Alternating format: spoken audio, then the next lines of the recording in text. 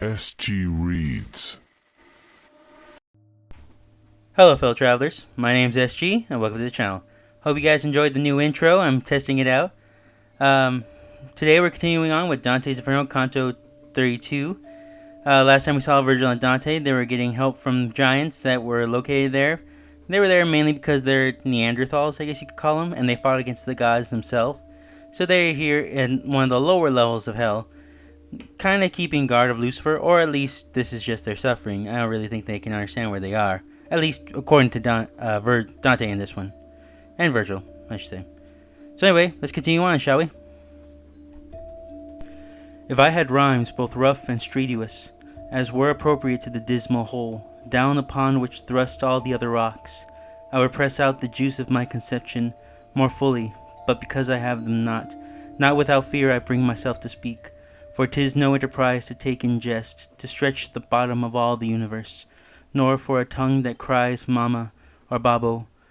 But may these ladies help this verse of mine, who helped Amphion in enclosing Thebes, that from the fact the word be not diverse, O rabble ill begotten above all, who are in the place to speak of which is hard, 'twere better ye had here been sheep or goats, when we were down within the darksome well, beneath the giant's feet, but lower, and I was scanning still the lofty wall. I heard it said to me, Look how thou steppest, take heed thou do not trample upon thy feet the heads of the tired, miserable brothers. Whereat I turned me round, and saw before me, and underfoot a lake, that from the frost the semblance had a glass, and not of water. So thick a veil never made upon its current, in winter time, Dunabe in Austria, nor there beneath the frigid sky the dawn, but there was here, so that in Tabernic had fallen upon it, or Paptinian, even at the edge 'twould not have given a creak. And as to croak the frog doth place himself, with muzzle out of water, when is dreaming of gleaning oftentimes the peasant girl, vivid as far down as where shame appears, where the desolate shades within the ice, setting their teeth onto the note of the storks.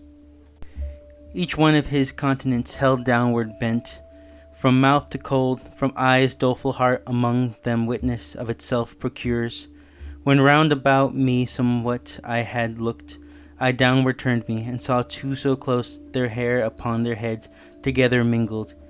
Ye so who strained your breasts together, tell me, I said, who are you?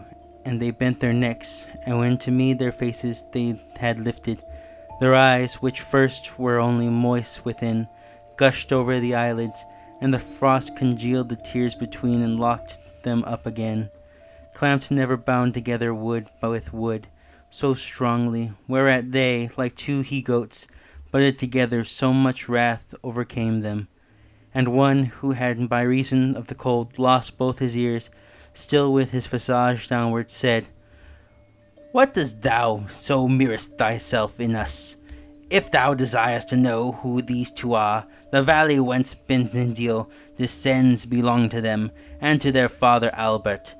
They from one body came, and all Cana thou shalt search through, and shalt not find a shade more worthy to be fixed in Galentine. Not he in whom were broken breast and shadow, at one and the same blow by Arthur's hand, Phantasia, not he who me encumbers, so with his head I see no further forward, and bore the name of Sosali Marsosini. Well know'st thou who he was, if thou art Tuscan. And that thou put me not to further speech, know that I, Camacion d'Ampazzi, was and wait Caranino to exonerate me. Then I beheld the thousand faces made by purple with cold, whence over me comes a shudder, and nevermore will come at frozen ponds. And while we were advancing towards the middle, where everything of weight unites together, and I was shivering in the eternal shade, whether 'twere will or destiny or chance, I know not, but in walking among the heads, I struck my foot hard in the face of one. Weeping, he growled, Why dost thou trample me?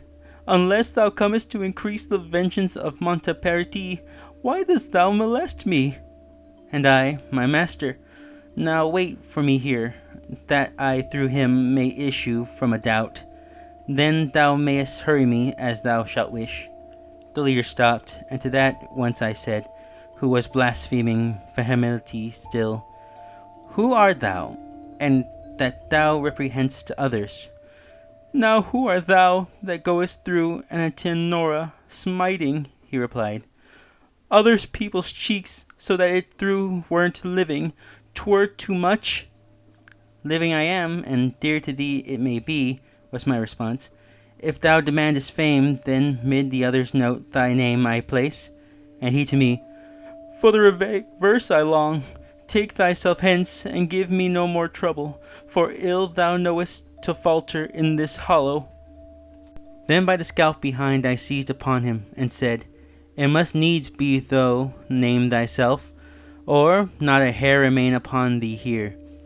Whence he to me, Though thou strip of my hair, I will not tell thee who I am, nor show thee if of my head 1,000 times thou fall.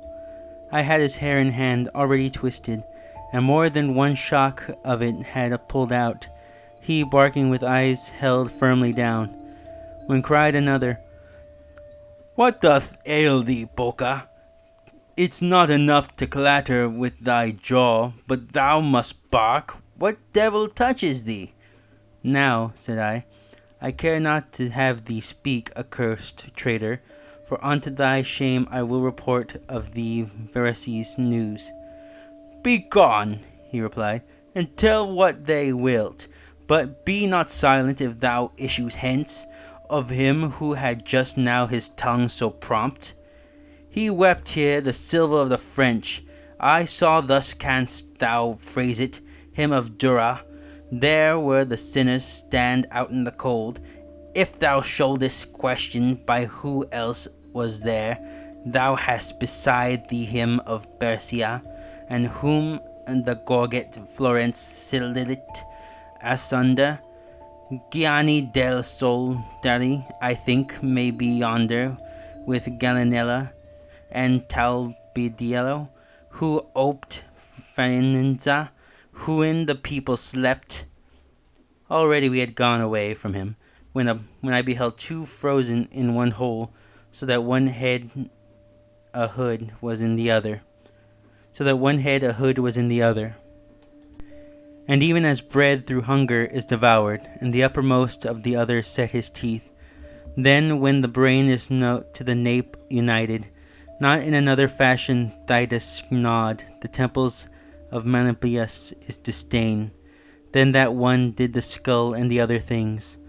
O thou who showest by such bestial sign thou hatred against him whom thou art eating, tell me the wherefore, said I, with the compact that if thou rightfully of him complain, in knowing who ye are, and his transgression, I in the world above repay thee for it, if that wherewith I speak not dried up.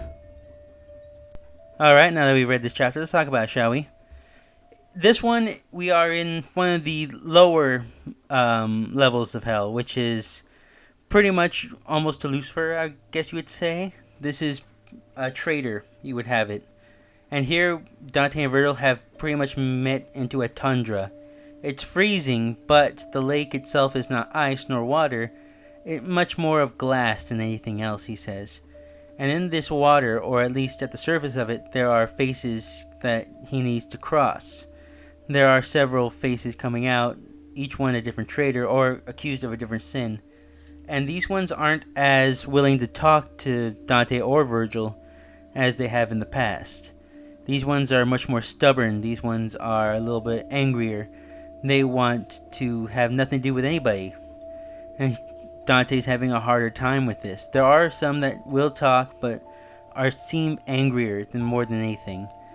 Much more not friendly than the others have been, but these ones are stubborn, I guess you could say.